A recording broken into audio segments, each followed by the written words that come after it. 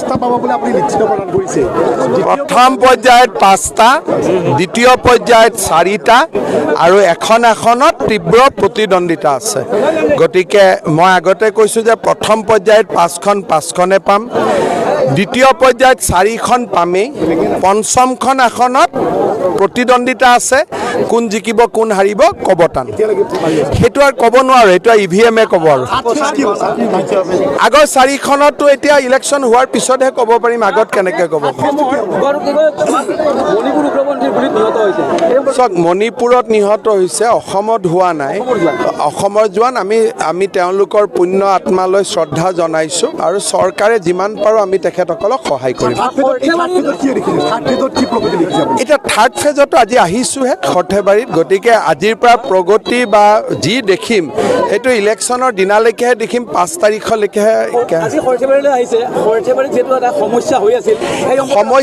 সমস্যাটো একো নাই, নিজে ভাবি লোৱাহে সমস্যা।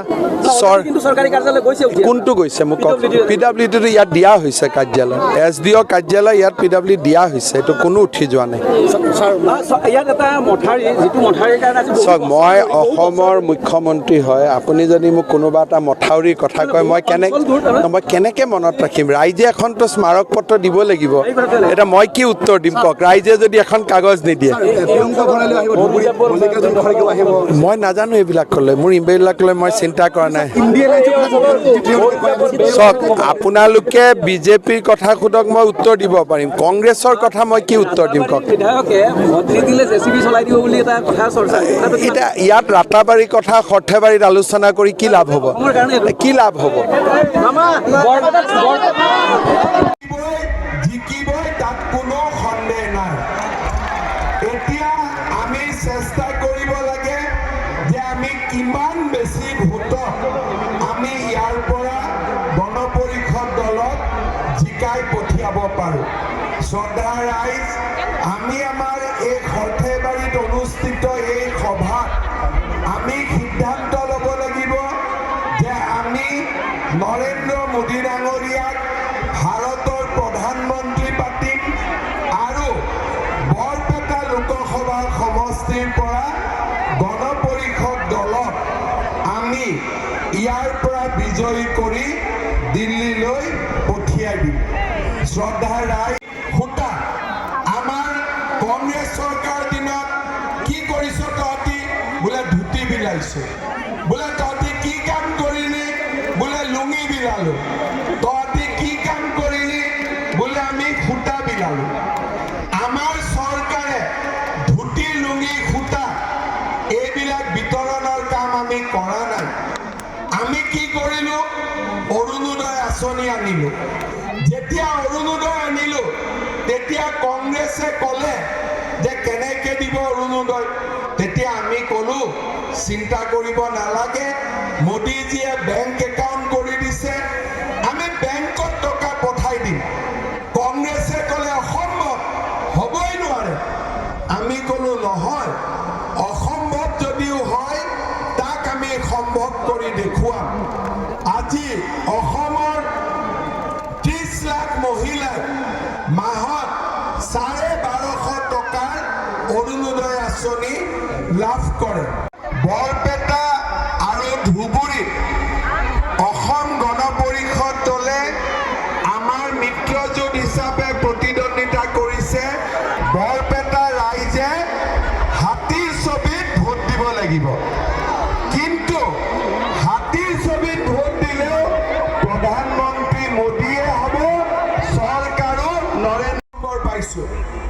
ধৰি ললো মোৰ ঘৰত এটাও চাকৰি নাই, ময়ো 50 নম্বৰ পাইছোঁ।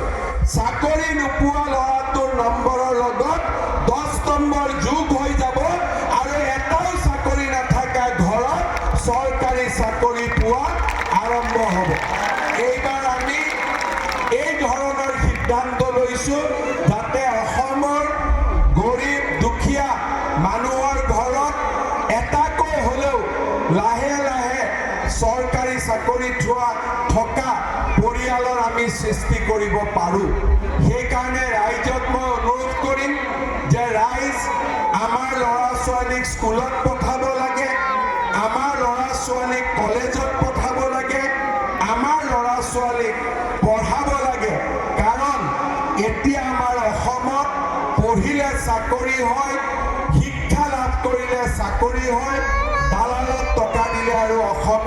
চাকৰি নহয়।